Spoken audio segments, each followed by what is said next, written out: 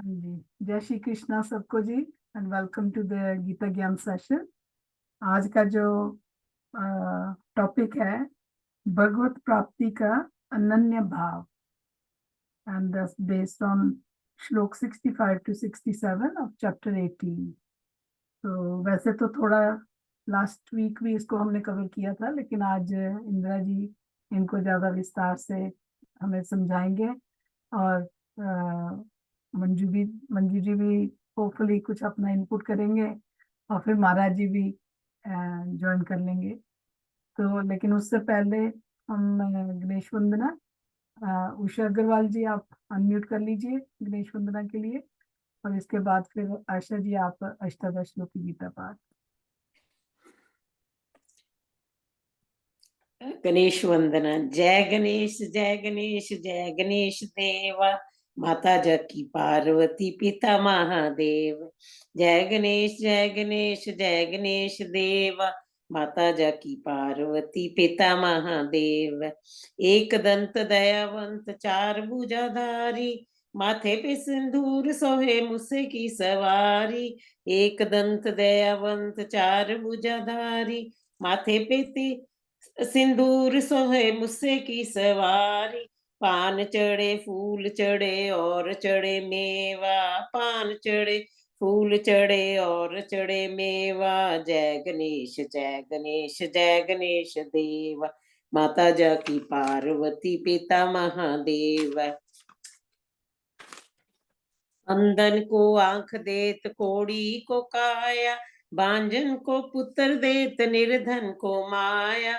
अंधन को आंख देत कोड़ी को काया, बांझन को पुत्र देत निर्धन को माया। सूर श्याम शरण आए सफल कीजे सेवा। जय गणेश जय गणेश जय गणेश देवा, माता जाकी पार्वती पिता महादेव। दीनन की लाज रखो शंभु पुत्र वारी, कामना को पूर्ण करो जामा बलिहारी।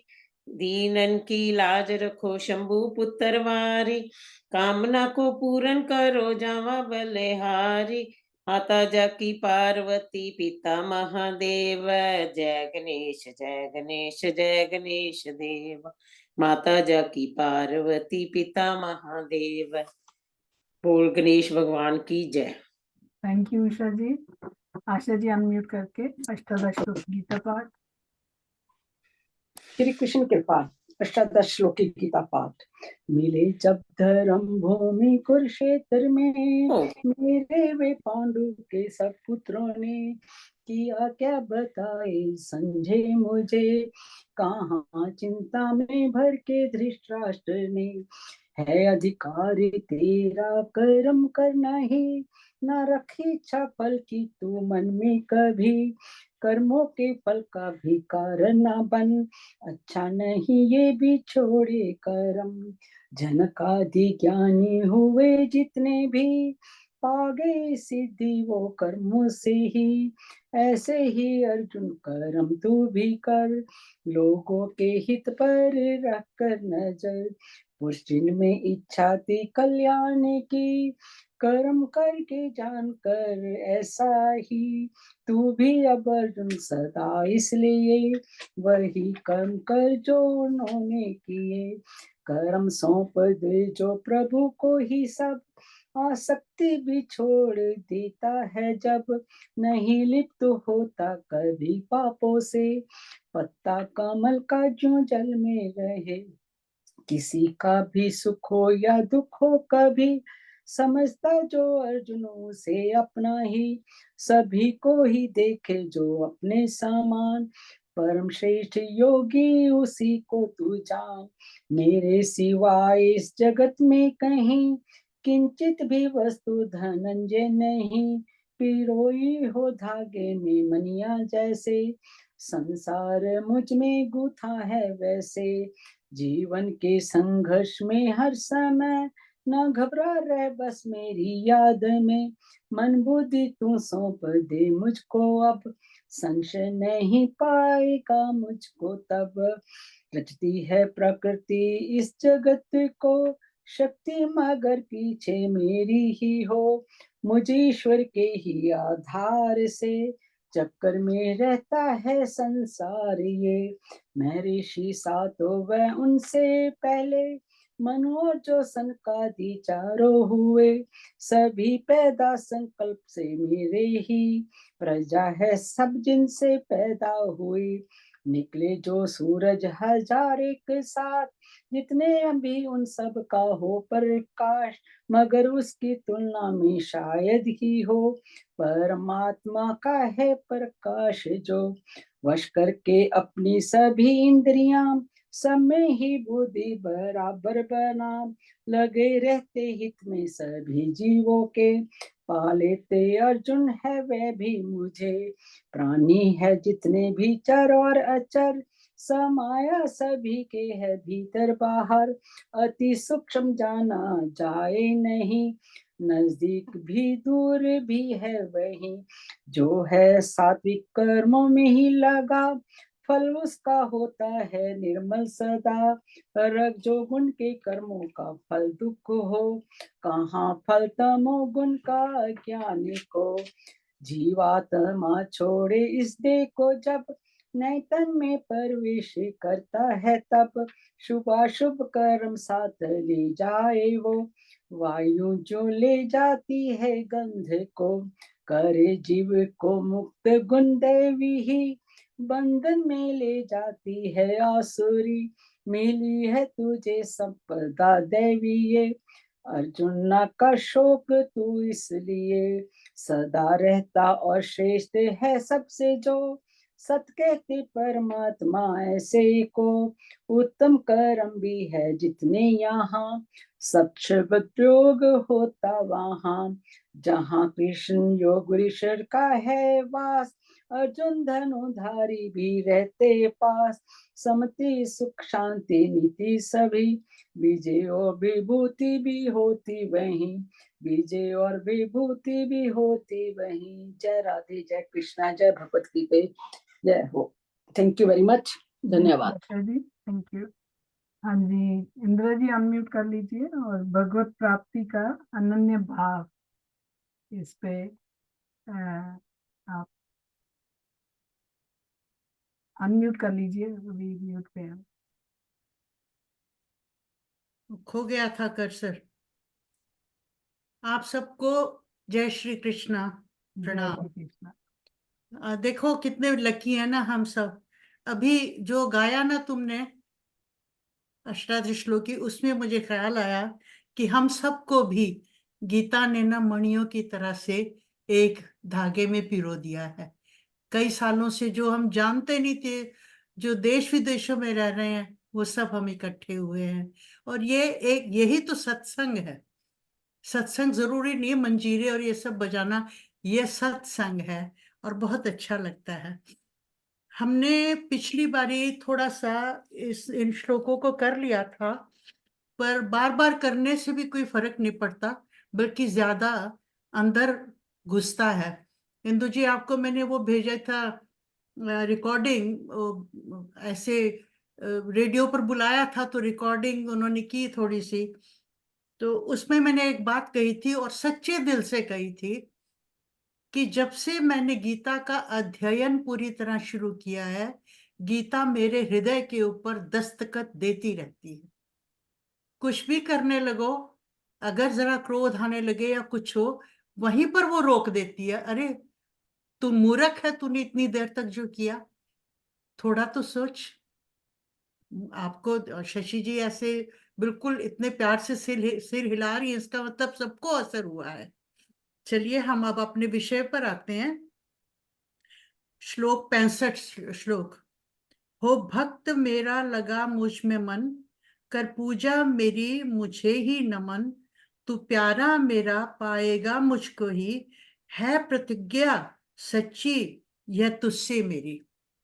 वह एक्सप्लेन करने वाली तो कोई बात है नहीं इसमें, उसने इतनी सुंदर उन्होंने ये अनुवाद किया हुआ है, परंतु चलो उसका थोड़ा बहुत भाव है ना, उसको देखते हैं। तो वो ये कहते हैं कि अपने आप को मेरे में ही लगा, मेरा भक्त बन, मध्याची मतलब मेरा ही पूजन कर, मुझे ही नमस्कार कर, ऐसा करने से तू मुझ तक पहुंच जाएगा और मैं तेरी रक्षा करूंगा, तू मेरा सबसे प्रिय है, मैं ये सच्ची प्रतिज्ञा करता हूं। इसमें एक चीज देखिए, आप महसूस करने की कोशिश करेंगे, भगवान बोल रहे हैं और भक्त को बोल रहे हैं। तो इस श्लोक में लगता है कि भगवान व्यक्ति को, अपने जीव को अपने निकट से निकट लाना चाहते हैं, उसको क्लोजनेस का अनुभव कराना चाहते हैं, तभी वो ये सब कहते हैं। जीव जीव होता तो वैसे भगवान का है, परंतु अहंकार, ममता आदि भावों से उलझा रहता है और अपने आप को इस संसार का मान बैठता है। अपने उसी अज्ञान के कारण से ही वो भ्रम में पड़ा रहता है। और भगवान अपने भक्त को इसमें दिलासा भी दे रहे हैं। वो कह रहे हैं कि संस्कृत में आया शब्द प्रतिजाने, मतलब वो प्रतिज्ञा करते हैं, वो वचन देते हैं। तो वो कहते हैं सत्यम ते प्रतिजाने, कि मैं तेरे से सच्ची प्रतिज्ञा करता हूं। कितनी बड़ी बात है कि भगवान है वो भक्त को कह रहे हैं। पहले प्रतिज्ञा प्रतिज्ञा इनफ होता है शब्द, एक बार मैं तेरे से पर उस पर भी उन्होंने एक और सत्य लगा दिया, सत्य प्रतिज्ञा, कि मैं तुमसे तेरे से सच्ची प्रतिज्ञा करता हूं, विश्वास देता हूं कि मैं तेरी रक्षा करूंगा। सॉरी,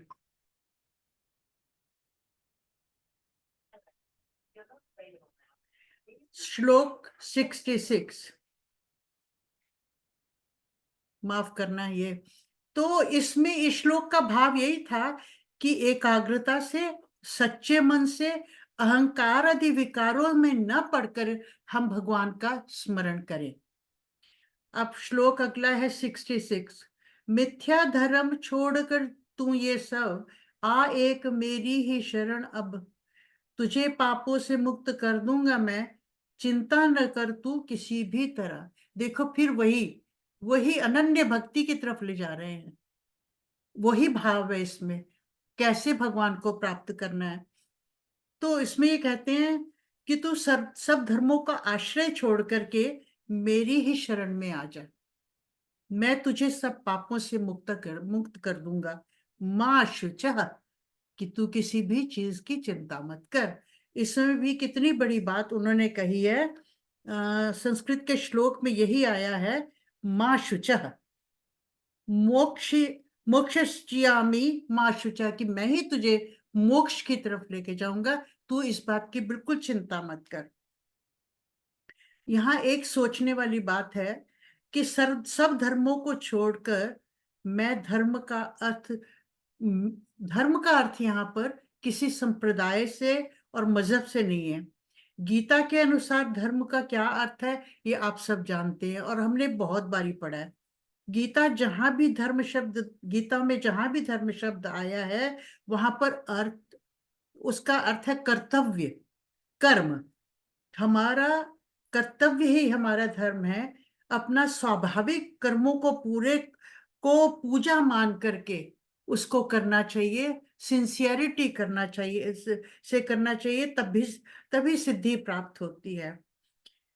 और हमें यह नहीं भूलना चाहिए कि अपना कर्तव्य करते हुए उस परमेश्वर को नहीं भूलना चाहिए। गीता में बार बार कहा है, अपना सांसारिक व्यवहार सब कुछ करते रहो मगर मेरा स्मरण करते रहो, उस भगवान को नहीं भूलना चाहिए। जैसे सूर्य के सामने अंधेरा नहीं ना टिक सकता, वैसे ही परमात्मा का एकाग्रता से चिंतन अगर करते रहें तो उसके सामने पाप और ये विकार नहीं टिक सकते। माँ शुचः, इसमें बहुत बड़ा शब्द आया है। लगता है जितनी गीता में प्रेरणाएं दी गई हैं उन सब का सार है। अंत में आ गए हम, अंतिम अध्याय है, उसमें सारा सार पूरी गीता का है। और इस श्लोक में खासकर जो कहा है माँ शुचः और सत्य प्रतिज्ञा मैं तुमसे करता हूँ, ये दोबारा दिलासा दे रहे हैं। और इसका मतलब है हमें समर्पण करने की आवश्यकता है। अगर किसी मेले में कोई बच्चा अपनी माँ से अलग हो जाता है, रोता है, चिल्लाता है, उसको कितनी मिठाई खिलौने दे दो, तब तक वो शांत नहीं होता, उसको सिर्फ माँ की गोद चाहिए होती है। इसी तरह से संसार में शोक, मोह आदि, ये कितने भी, मतलब इन सबको प्रयत्न करके अपने मन से निकालकर भगवान की गोद में ही जाना चाहिए, उसी की ही चरण में जाना चाहिए। और इस वाले इस श्लोक में सत्यम प्रतिजाने और आगे हाँ, माँ शुचः बहुत बड़ा, ये एक तरह की प्रतिज्ञा है, बहुत अच्छा है। अब 67 श्लोक, न है भक्त तप भी नहीं करता जो, करे निंदा सुनने की इच्छा न हो, रहस्य भरे जो ये उत्तम वचन, कभी ना करो उनसे ऐसे कथन। इसका फिर कहते हैं कि इस रहस्यमय गीता के उपदेश को किसी ऐसे व्यक्ति को ना सुनाना जो तपस्वी ना हो, जो सुनना नहीं चाहता, जो मेरी निंदा करता है, जिसमें सेवा भाव नहीं है। जो नास्तिक है उसको आप कुछ कहने की कोशिश करें, वो कहते हैं अरे भगवान क्या है, अरे ये मतलब, तो उसके सामने ढोल नगाड़े बजाने से कोई फायदा नहीं, बहरे के आगे ढोल नगाड़े बजाने से कोई फायदा नहीं, तो उसको कहने की आवश्यकता नहीं है। ये ज्ञान सबके लिए है, मगर ऐसे व्यक्तियों के लिए नहीं है। अब एक बंजर भूमि जब में जाकर के आप बीज डाल दें तो उसका कोई फायदा नहीं होगा, तो अपना समय, अपने शब्द क्यों व्यर्थ करें। तो इसी के लिए कहा है कि न है भक्त तप भी नहीं करता जो, तपस्या वगैरह कुछ नहीं करता, जो निंदा वगैरह करता है, जो नास्तिक है, जिसको विश्वास ही नहीं है, उसके सामने मेरा ये उपदेश नहीं, ये शब्द मेरा नहीं बताना चाहिए, उसके साथ ऐसी बात नहीं करनी चाहिए। तो इन सब का जो भाव जो निकल रहा है ना, आखिर में आकर के भगवत प्राप्ति का अनन्य भाव यही है कि जब मनुष्य अपने कर्म में कर्तापन का भाव त्याग देता है और भगवान की शरण में आ जाता है, तो उसका किया जो होता है ना, भगवान का किया हो जाता है। भगवान की शरण में आ गया, भगवान में लिप्त हो गया, तो उसका किया भगवान का किया हो जाता है। वो भगवान का इक्विपमेंट बन जाता है, एपरेटस बन जाता है, वो भगवान का उपकरण बन जाता है। ये तब जो वो कुछ करता है भगवान का किया माना जाता है, और यही सबसे बड़ी आत्मसमर्पण की भावना होती है। और इन सब श्लोकों में यही आत्मसमर्पण की अनन्य भक्ति की बात की गई है। बहुत ही धन्यवाद आपका। इंदिरा जी, आपने बहुत अच्छे ढंग से सिंप्लीफाई करके हम सबको समझा दिया। और अभी मंजू जी, आप कुछ ऐड करना चाहोगे? शशि जी, आप कुछ बोलना चाहते हैं, बोलिए। मैं लाजवाब हूँ, इन सब बातों को सुनकर मुझे इतनी अंदर तक जाती हैं ये बातें, तो मैं सोचती हूँ, मैं कुछ बोल नहीं पाती हूँ, प्लीज।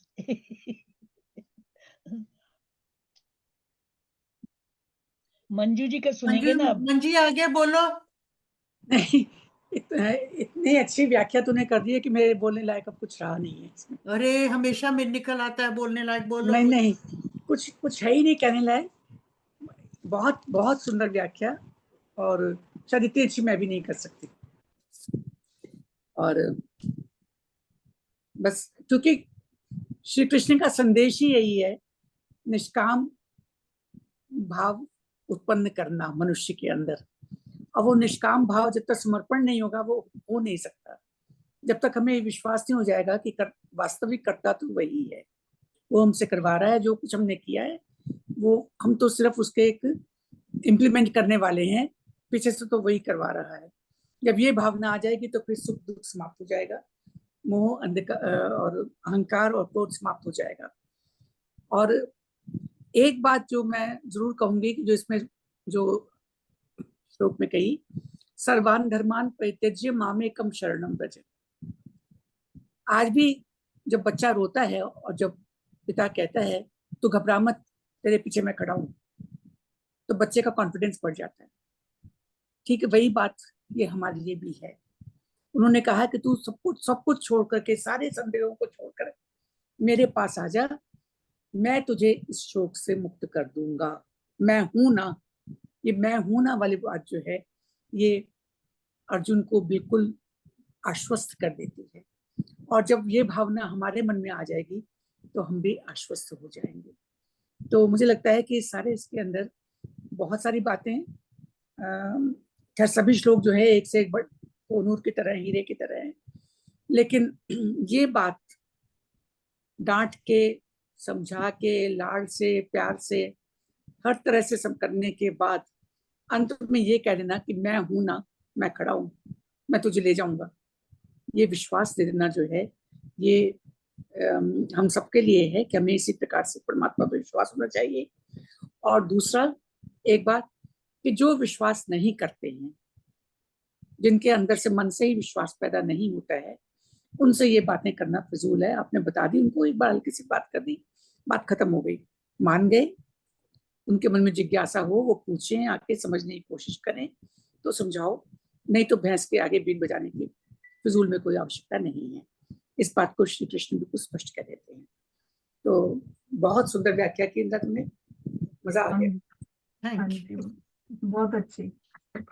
और किसी के व्यूज? अभी जो 66 का आरोपित धर्म छोड़ करते सब, इसको अगर सिंप्लीफाई में, इंदिरा जी, जो मेरी सोच के हिसाब से यही है ना कि भाई अगर आप ये कर्म करना या वो कर्म करना सोचते रहते हैं कि भाई ये अच्छा करना है या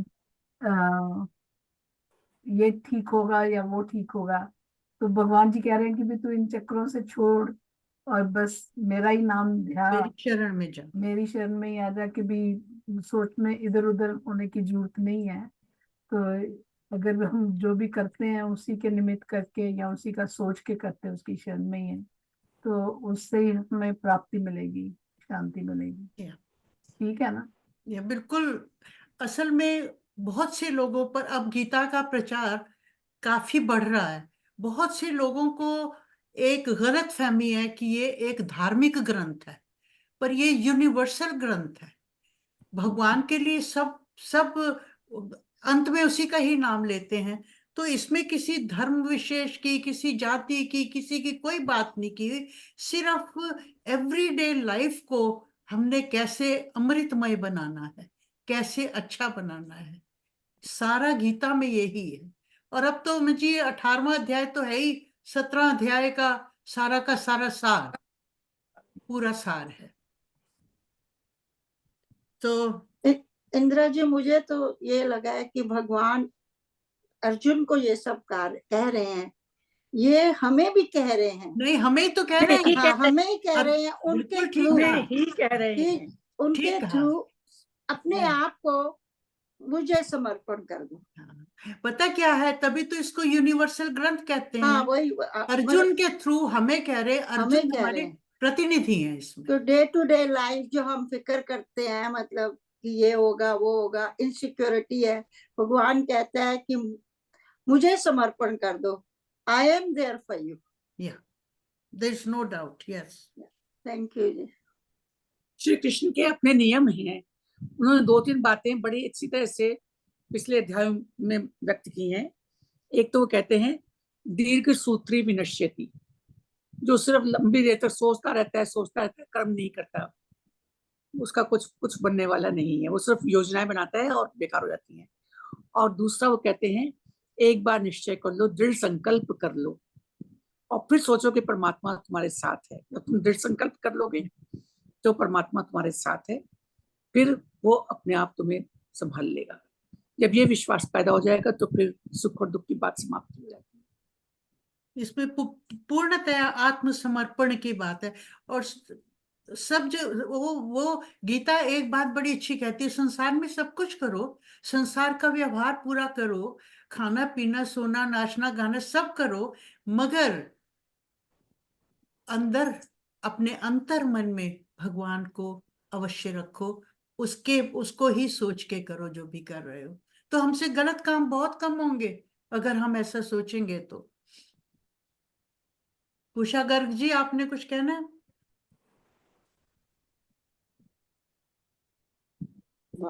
बहुत अच्छी तरह समझ आ रहा है, सुन रहे हैं, बस कहना तो कुछ नहीं।